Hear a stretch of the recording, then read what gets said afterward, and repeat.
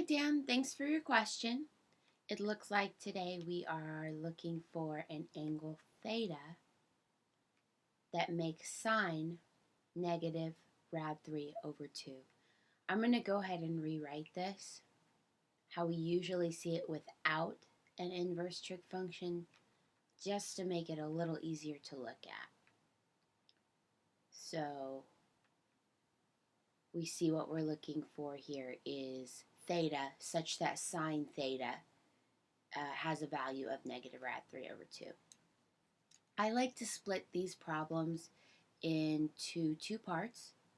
The first part, we're going to be looking for an angle in the first quadrant that's going to be something called our reference angle.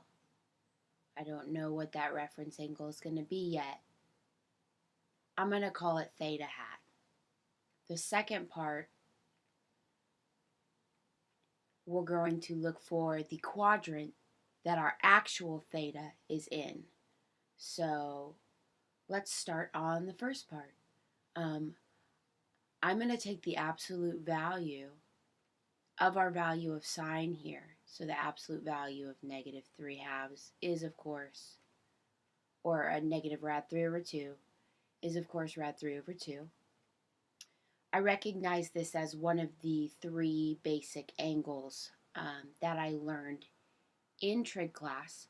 If you can't remember, that's okay, because it is literally as easy as 1, 2, 3. Just go ahead and write out 1, 2, and 3.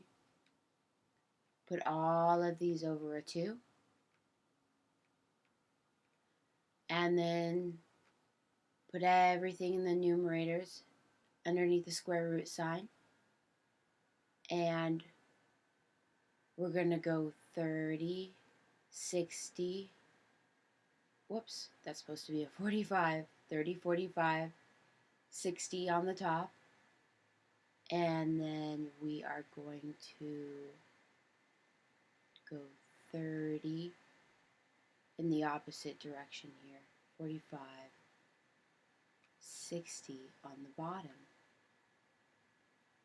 So the top corresponds to sine theta. Sine theta goes that way, and the bottom corresponds to cosine theta. So right at 1, 2, 3, put everything over a 2, take a square root, go in the order from 0 to 60 degrees on the top, and then the opposite order on the bottom.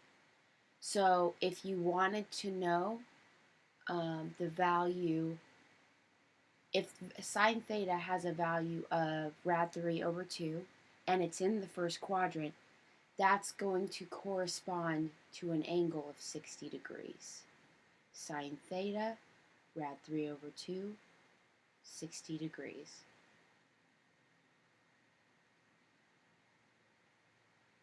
So I'm going to say theta hat is equal to 60 degrees. And that's the first part of our problem. The second part of our problem is we need to figure out which quadrant we're in. And which quadrant we're in is going to depend on two things. The first thing we need to take into consideration is the fact that we're using a sine inverse function. So whenever you use an inverse trig function, you are restricting your domain.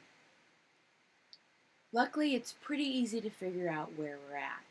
The reason they restrict domains using inverse trig functions is they just want to restrict them to include all possible values of sine and no others. So we're going to be looking for a place where sine has a negative and a positive value. Sine is negative here and negative here, and positive here and positive here.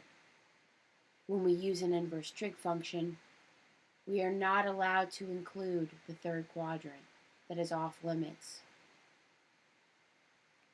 So that means I can't use this negative positive value because the third quadrant is off limits.